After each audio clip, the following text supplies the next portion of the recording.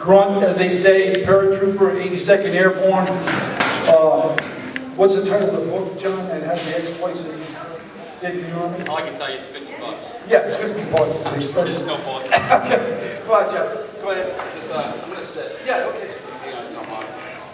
Pull it right out if you want. What's that? Pull the mic right off. That's fine. Well, thanks for inviting me here, everybody. I guess they wanted me to just tell you a little bit about my time in the service, and then if you guys got any questions about my time as a reporter. My old man was subs for about 25 years. He was a Master Chief when he retired, so of course I went to the Army. I went in the late 80s, spent about 6 years in the 82nd Airborne, a paratrooper for the whole time there, deployments over the Middle East and Haiti, Honduras, and I got out, used the GI Bill eventually after screwing around for quite a few years to go back to school. Got my degree and then started working newspapers about 16 years ago, and that brings us to where I am right now. So that's a quick bio for me. I don't know if you all have any questions. Either, I covered this, I should probably tell you, I cover usually courts, police, and fire departments. I cover public safety, so I cover a lot of murder trials. I cover breaking news, that kind of thing, but I've also covered Killenly and Plainfield for about 15 years, everything from local government to schools to feature stories. I covered the first Danielson Coffeehouse back when they were about 15 people in the basement of Community Center Kitchen, and I was here when you guys started doing your coffee house over at the Community Center. So it's really nice to be here. You guys have always been very helpful to me whenever I've had to do a story about veterans issues. So that's all I got for myself. I don't know if anybody's got any questions. What did you guys do?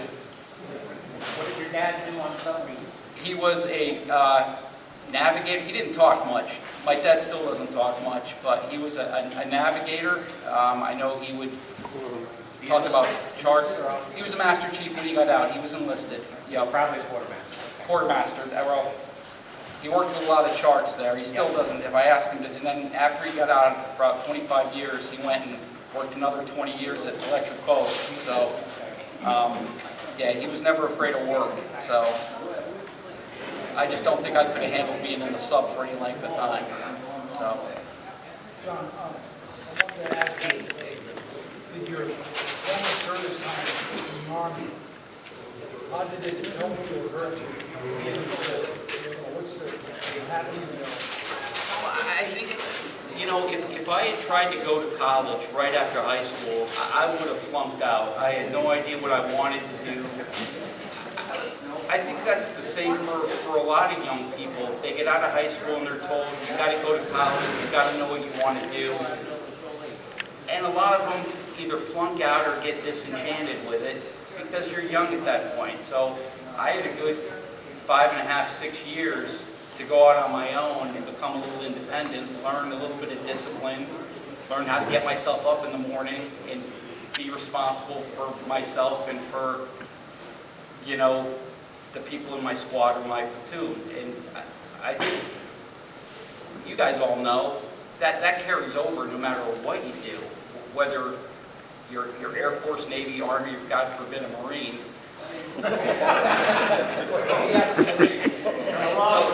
I know. So I think that kind of stuff carries over. No matter what you do.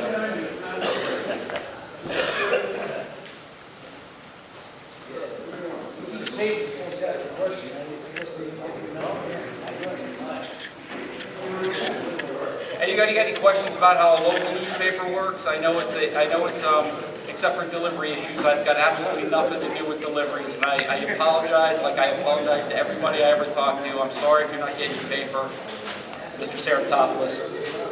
So. Do you cover any of the boards, committees, or commissions in the town of Plainfield? I do. I cover, it depends on, I get an agenda ahead of time.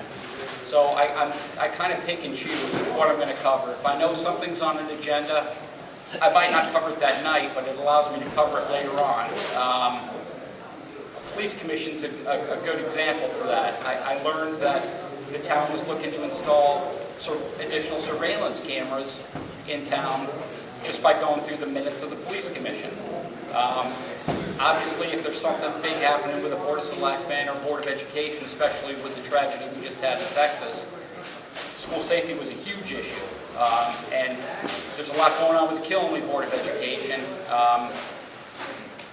So I'll cover that stuff as it happens, when I can. But primarily, I'm supposed to be covering courts. I cover a lot of murder trials. That Griswold triple murder case went to trial. That was a long one. And there was a recent Norwich murder trial. And you've got a couple up here in Danielson that are pending, where folks have been accused of murder, and their cases have been sitting for years because of COVID. I've been a subscriber for, I don't know, 100 years or whatever, and it seems to me in the last few years, you know, I hate to put it this way, but I feel very, very fortunate if I get my paper 3 days a week. I know. And that's usually by noontime. Here's what I'll tell you. My dad lives in Gales Ferry, and I've told this story before. He gets the paper. He doesn't get it from my articles. He gets it because he likes doing my crosswork.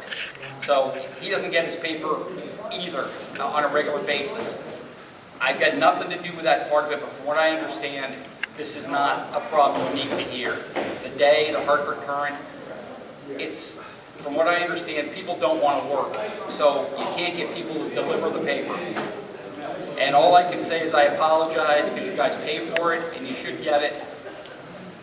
I don't know what else I can do with it. That's only a part of it. Yeah. On the days that I do get it, Yep. there's nothing to do with Plainfield. We got 2 reporters. 2. There's nothing, literally, you look at the last 5 pages, nothing to do with the town of Plainfield. I buy it, Yep. so we use the town of Plainfield. There's Board of Finance needs regular, the Board of Education needs regular. The selectmen does 1,000 things, we don't even know what the hell he does. That's not true, though. I've done Plainfield stories all this month. But I understand what you're saying. It's just the way local newspapers are now. There's no people to work them. And that's the way the future it's going to be for any newspaper. It's a sad state of affairs. When I started, we had 15 reporters. We're down to 2. Yeah, I know. In the so-called day, we had General Langlois and Don Bond, who lived in town. Yeah. And they covered everything. They did. Okay, but based on that, I was so used to, if I went to a Board of Finance meeting or a Board of Ed meeting, they Yep. would say there was something in the paper, no matter what the agenda was. I worked for Don, but when I started, I worked for Don. We used to have a satellite office up here to cover the stuff. But we also had 4 reporters covering Windham County. Right. We got me, and that's when I'm not covering a court trial. You have to set priorities. It's unfortunate. And I don't know if it's going to get any better, if I'm being honest. Well, the thing of it is, with the distribution, it doesn't make any difference. Right. That might be the paper you put something in I didn't get. Yeah. And I apologize. And when you call, they don't make it any easier. I know. Okay, well, you know what? Not his end of business.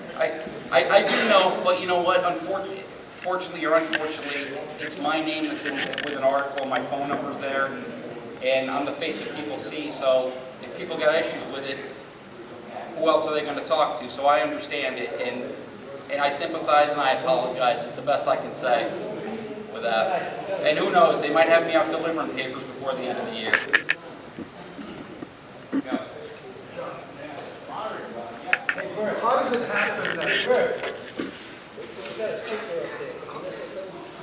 How does it happen that sometimes I see you on Facebook, I see you on the Mirror, they feature some of your articles sometimes. How does that happen? There's a certain sharing system, like for instance, we'll sometimes print articles from the Current. Sometimes they'll take one of my articles, they'll run it in the Mirror, or they'll run it on Associated Press. We all kind of pay into this big system for national and state news. So we'll pull a Connecticut Mirror story.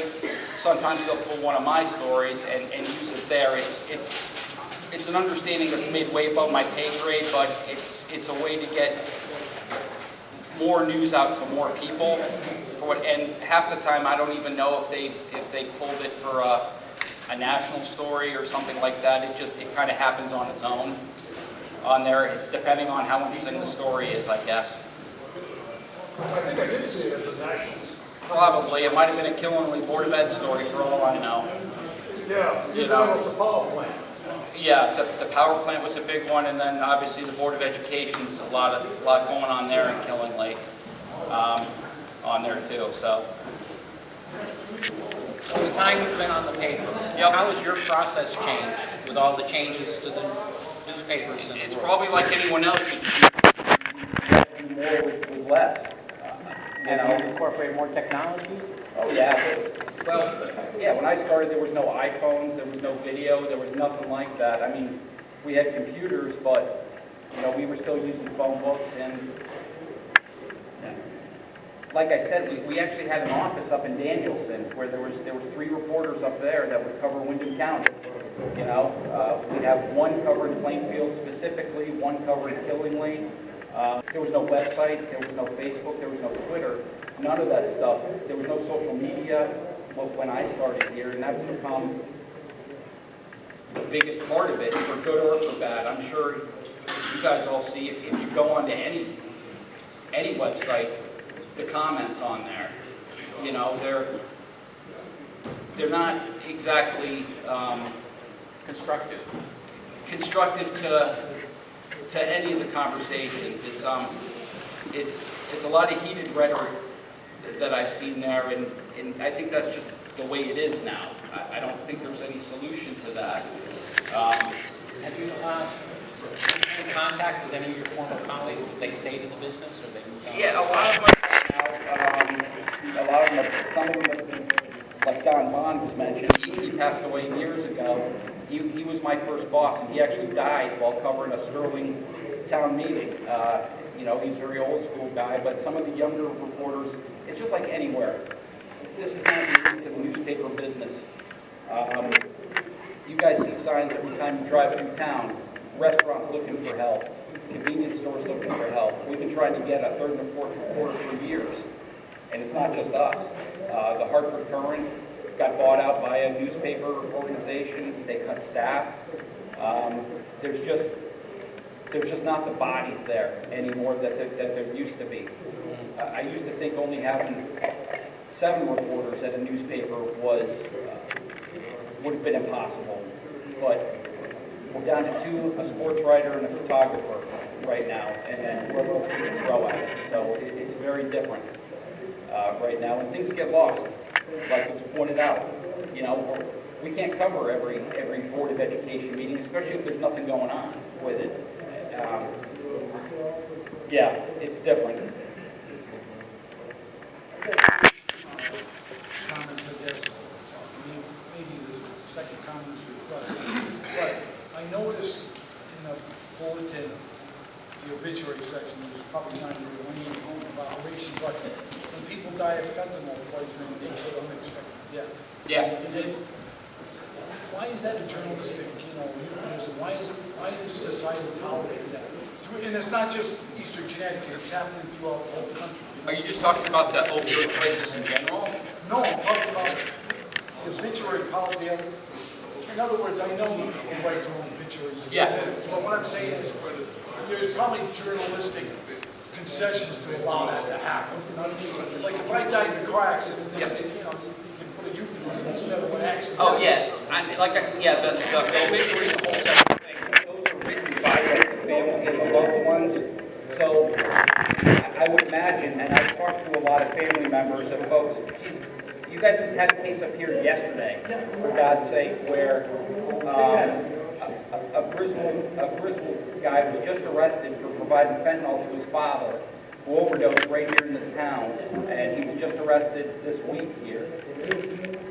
What I think it is family members probably so sad and fed up that they want people to know my son, my daughter died of a drug overdose. That's why you see it in there. So we can't change anything anybody gives them for an obituary. It's word for word. That's what they pay for. I know that, but what I'm saying is, can't that be a way of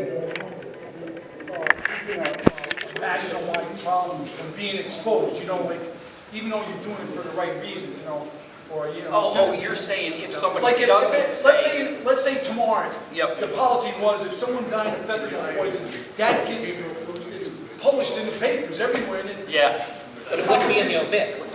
But it wouldn't be in their obituary. I know, but what I'm saying is, it carries over, it doesn't even follow up in the other stories. There's no story in that, those three people that got poisoned in Jewett City a couple of days ago. Right. You know what I mean? I don't see any story on it. Let me remind the gathering here. We have a speaker. The speaker is being asked questions. There are several people talking, and some of us don't hear so well. So we're hearing conversations, and we don't know whether we're hearing from there, or from there, or from here. For the next 10 seconds, can we all be quiet? Hold your breath if you have to. Thank you. I mean, that's it, that's what we're on.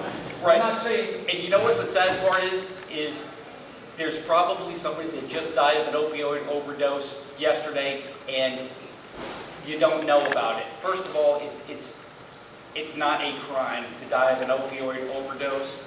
You're only going to hear about it if there's a criminal aspect. If they found somebody that gave them the hot dose, if they found somebody that left them in sub-zero weather to die there. But there's somebody overdosing right now in some part of the state here, and I've written stories about this crisis too. You can't put it in an obituary because people pay for them and people don't want to remember their loved ones that way. Who does? There's other ways to do it. Statistics aren't that easy to get for this. You can get them months, years later. It takes about 6 months for a chief medical examiner to do a toxicology report and determine if somebody died from a drug overdose.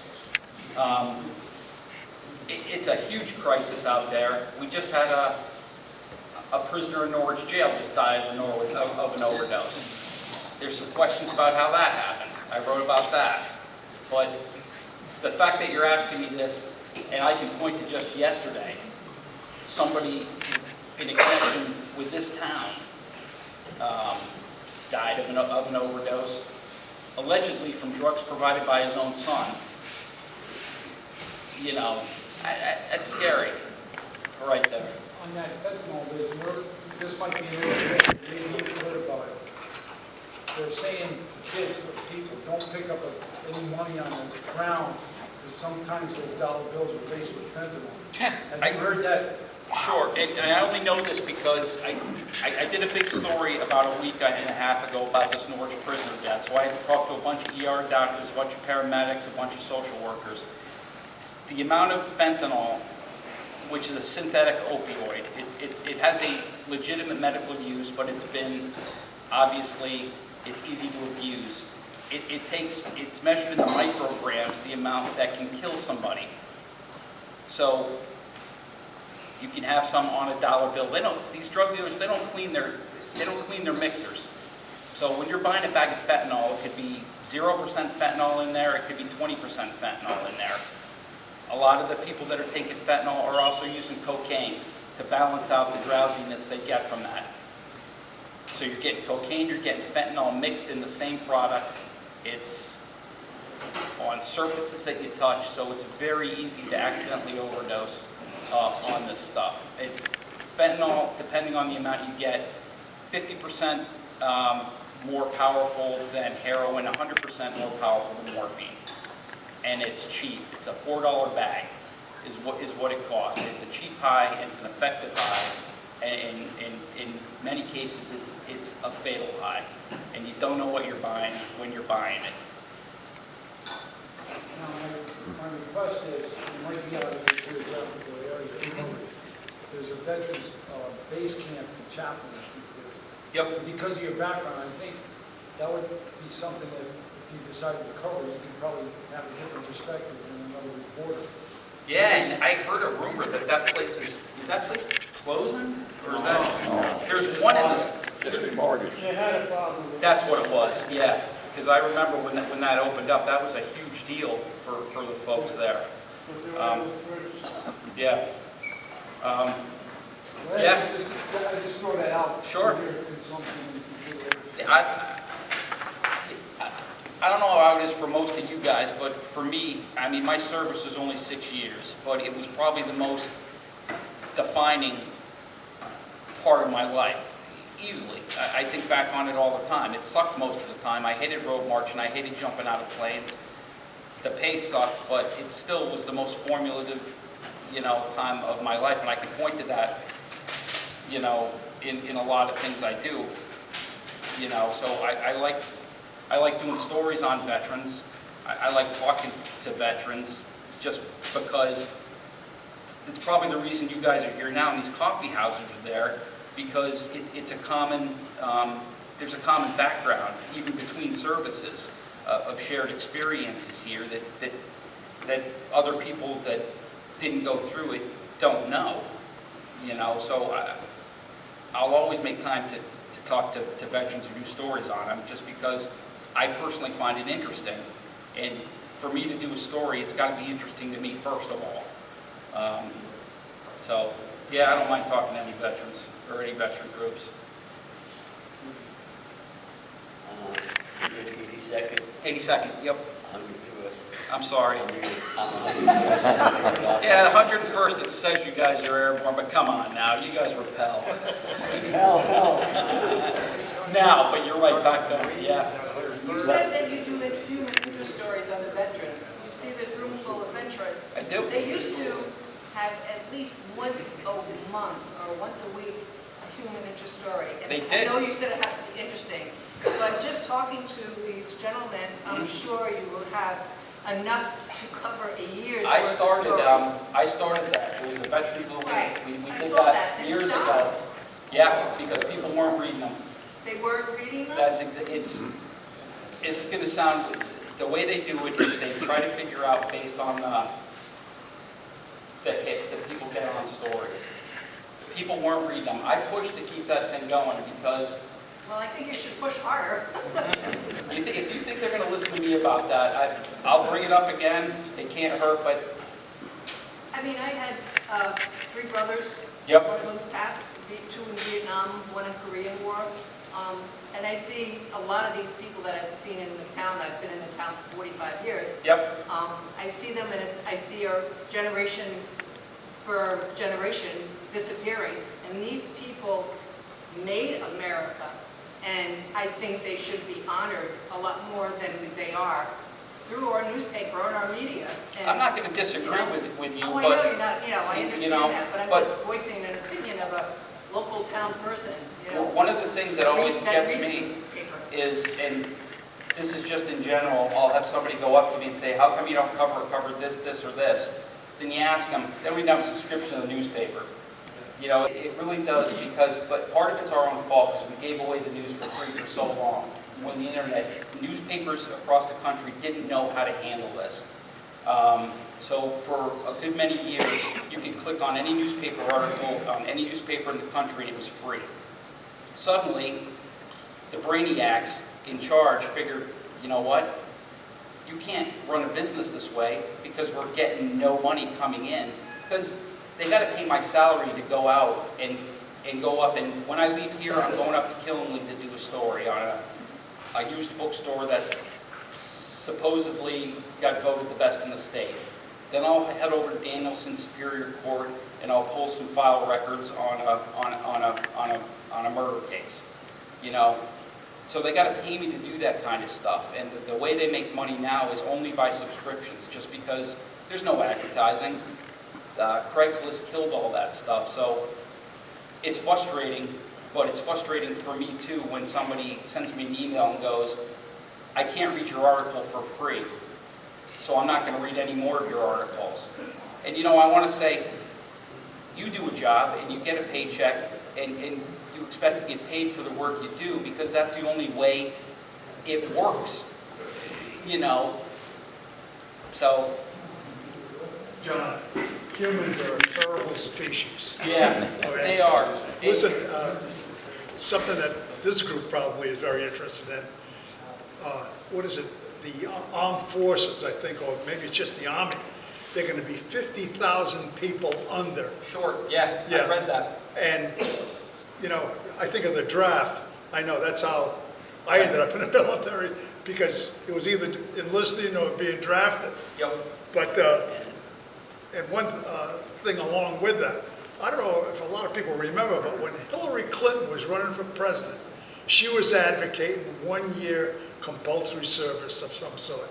You know, maybe we're heading back in that same direction where And I'm the armed always forces are gonna careful need- when I express my opinions because it's my job not to express an opinion, Yeah. just because it can come back and bite me. Somebody could say I lean this way or that way, so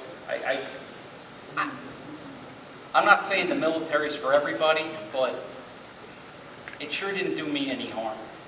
And if I got two kids, they're about 20 years old now, and I really wish that they would have gone in just for the experience, you know. I don't know if you're going to get a mandatory, people will be up in arms, you can't even get people to work at a pizza restaurant. I know. I'm talking primarily military. It's that concept of service, of civil engagement. Yeah. Maybe every generation thinks that, you know, it's gone away, who knows, but I certainly feel that way sometimes. And I don't know what the answer is, but we're in weird times. Like I said, I went to a gas station today, they can't find people to work. You go to restaurants, you could drive in Plainfield, you're going to see signs in every restaurant here of help wanted, you know, and I don't know what that means. Does that mean that people are holding out for better jobs, or I don't know the answer to that, but it's very, very odd in the last couple of years, and I don't know what that's going to mean. But I saw the same thing, the Army cutting huge amounts of recruits. Some of it's because I read the kids going in aren't even physically fit enough to pass a PT test, for God's sake, you know? So they've had to lower standards, so I don't know. It's the follow-up that John Penney, when I was reading it, they have people that want to get in the service, but like you said, they can't meet the entry, you know, cutoff. Like Yeah. 20, they said 22% of the young population that they recruit are only ones that can get through.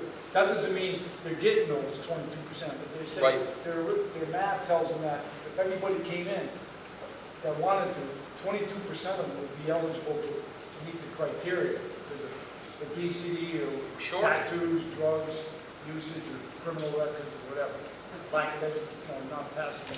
Yeah, I'm sure you got a lot of kids, young men thinking that, hey, I could shoot people in a video game, that qualifies me for this, even though I haven't walked around the block in 2 years, you know, so, yeah. I want to commend you for doing that veterans piece of the Bulletin, that initiative that you started. I mean, that's, Yeah, it was something I brought up just because it had started with the Veterans Coffeehouse. That thing, the whole coffeehouse concept is, I was lucky enough to follow this thing from the start. And this thing is spread across not just the state, but the country. You know, it's such a simple idea that it's surprising it never happened before. But it was a simple thing. It was the Veterans of the Week. There were not long stories. It was basically, I'd go to a Veterans Coffeehouse, I'd go to Danielson, or I'd come here, and I'd say, hey, can I talk to you a little bit about what you did before you joined up, what you did while you were in the service, and what you've done since then. And they were quick articles, but they were interesting, and it highlighted people in the community that maybe didn't get the recognition that they should have. You know, and I talked to people that, everyone from the tail end of World War II to Vietnam to Korea to more recent conflicts on there. And it was fascinating stuff, you know. Again, thank you for doing that. Yeah, no problem. I wish we could have kept it going. I really do. It almost seems like it would be a good feature for a national newspaper. You know what I mean? Once a week to have something like national, you know? And they're not hard to do.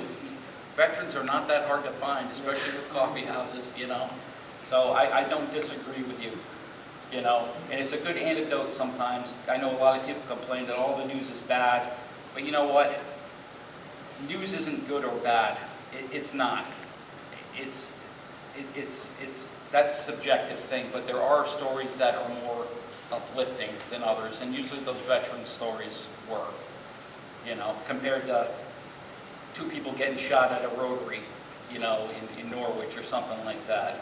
You know, it gets a lot of the attention just because we're human beings, and we slow down at car crashes, and we want to know why there was gunshots in the middle of the day here, but, you know, there's more to it than that.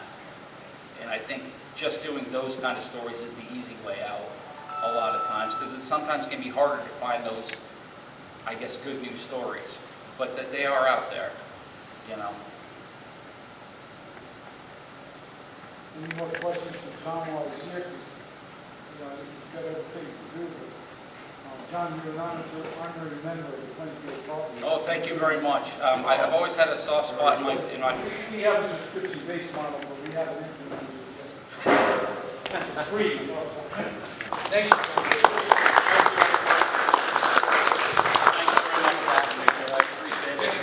Hey, thank you. Thanks, everybody.